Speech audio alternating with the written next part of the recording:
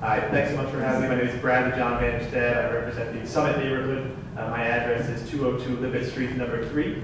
And I'm the Vice President of the Summit Neighborhood Association in Providence, right over the Pawtucket line. I was just listening to Jennifer talk, and I looked it up, and my councilwoman lives 0.6 miles away from this development and was not notified of the construction. So I absolutely agree with Jennifer, because no one knew about this. No one knew about this. Those laws absolutely need to be changed. In addition to what I was going to say, I want to comment. Someone mentioned the word extractive, and that's exactly what this project is. So as you can tell, I'm opposed to the development. So I started this effort to oppose the construction from the Providence side. In May, I learned about this, and we had a rally in July. We have over 500 signatures on a petition to oppose this project, which I'm happy to submit for the record. This is a project that works against all that I've been working to do to improve my neighborhood, which is so close to feet from the project in Providence. I have a couple of lists of things here. Stormwater runoff, someone mentioned already.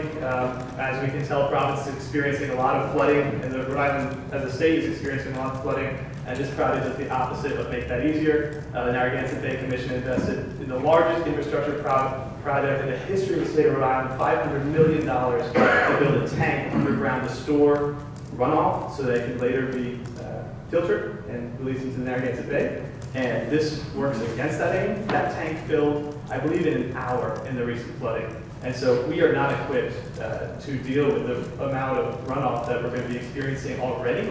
And this project is making that even more challenging by sending more water, more storm runoff into our water system. Do we have enough parking lots in Pawtucket? Yeah, I think we have enough parking lots in Pawtucket. Let's see, that's another point.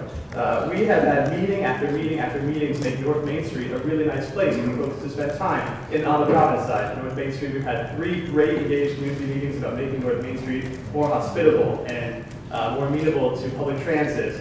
And y'all make my job really hard because we're sending 70 semi-trucks at rush hour down the street. On the traffic study, it details that 70 additional vehicles between semi-trucks, vans, and cars are going to be turning right out of Neshasik down toward Providence at rush hour.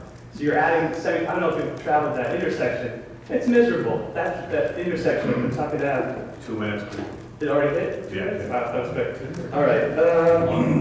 Let's see. Pawtucket's a beautiful city. It doesn't need to settle for the dirtiest of economic development. It's experiencing a beautiful renaissance, and I think there are better economic development projects to be had than this project. Thanks so much.